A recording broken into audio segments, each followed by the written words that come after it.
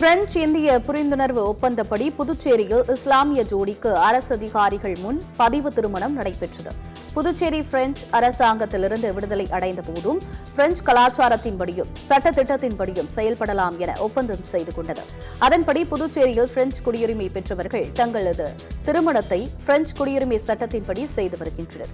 இந்த நிலையில் அதன்படி பிரெஞ்சு குடியுரிமை பெற்ற முகமது முத்தலிப் என்பவரும் இந்திய குடியுரிமை பெற்ற பகிதா பர்வீன் என்பவரும் அரசு அதிகாரிகள் முன் பதிவு திருமணம் செய்து கொண்டனர். புதுச்சேரியின் பாரம்பரியமிக்க நகராட்சி கட்டிடமான மேரி அரங்கில் பதிவு திருமணம் நடைபெற்றது.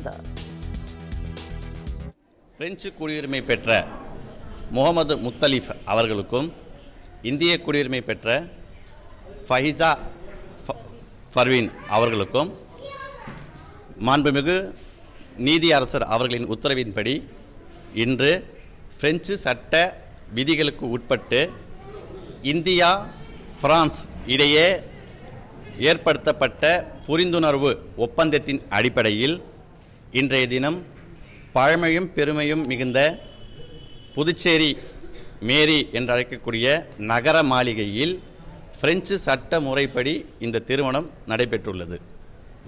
கோர்ட்டு உத்தரவுப்படி எங்களுக்கு இன்றைக்கே நடந்துச்சு. அதில் ரொம்ப சந்தோஷம்.